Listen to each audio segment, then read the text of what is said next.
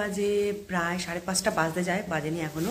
তো আমরা এখন মোটামুটি রেডি হয়ে নিচে যাচ্ছি। এখন আমাদের প্রথমে আমরা যাচ্ছি সানরাইজ পয়েন্টে। তো চলো তোমাদেরকে সানরাইজটা দেখিয়ে ফেলি। এসেছি সানরাইজ পয়েন্টে আর আমরা এখন দেখবো অবশ্যই সানরাইজ। তো সানরাইজ দেখলাম আমরা, সেটা সত্যি খুব সুন্দর অসাধারণ একটা অভিজ্ঞতা ছিল।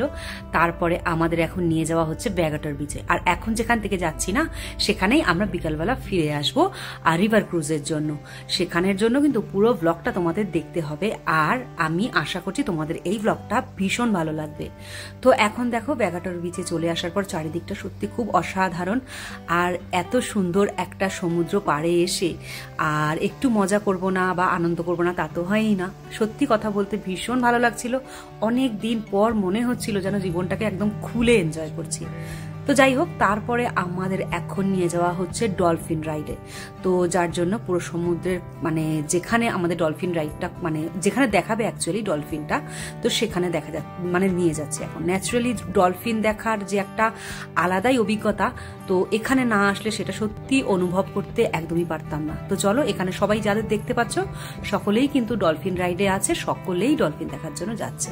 একটু ঠিক করে দেখলে তোমরা বুঝতে পারবে। अब सब उधर ही दौड़ेगा, सब उधर ही दौड़ेगा अब।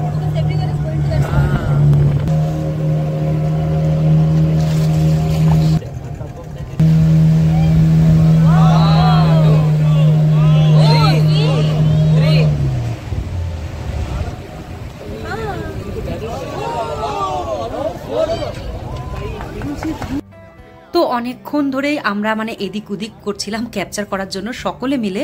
তো যতটা সম্ভব হলো আমি তোমাদের সঙ্গে শেয়ার করতে পারলাম। বাট যারা গোয়া প্ল্যান করছো তারা অবশ্যই ডলফিন রাইডটা অবশ্যই তোমরা রাখবে, ভীষণ এনজয় করতে পারবে, আমি এটা বলতে পারি।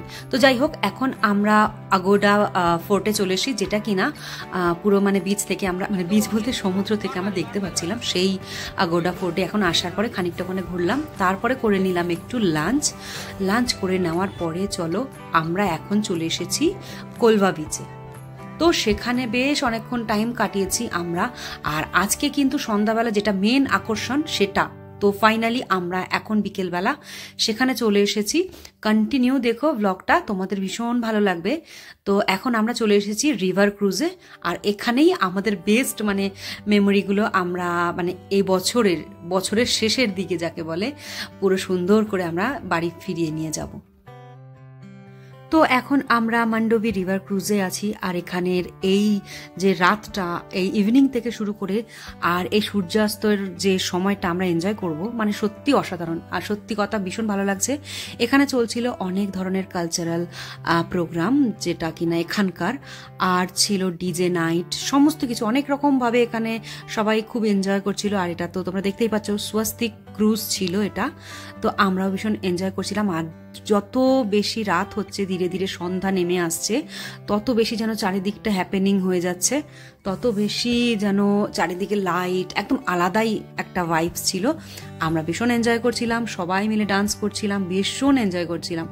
আমি এটাই বলতে পারি, তোমরা যারা গোয়া প্ল্যান করছো তারা অবশ্যই করে এই মান্ডোভি রিভার ক্রুজটা অবশ্যই তারা প্যাকেজে রাখবে। যদিও আমরা এটা প্যাকেজেই এসেছি, তো তোমরা চেষ্টা করবে যারা প্যাকেজে আসো বা যারা সোলো বা গ্রুপ ট্রিপ যেভাবে যারা প্ল্যান করছো তারা অবশ্যই এটা রাখবে, ভীষণ এনজয় করতে পারবে। সত্যি কথা বলতে এইটা না থাকলে মনে হতো না যে আমরা গোয়া এসেছি বলে। তো সিরিয়াসলি এইবার মনে হচ্ছে গোয়া ভাইবস একটা। তো সত্যি ভীষণ ভালো লাগছে। তো তোমাদের কেমন লাগছে প্রত্যেকটা ব্লগ তোমরা কিন্তু অবশ্যই আমাকে জানিও কমেন্টের মাধ্যমে। আমি কিন্তু সবসময় তোমাদের কমেন্টের অপেক্ষা করি, তোমাদের কেমন লাগলো।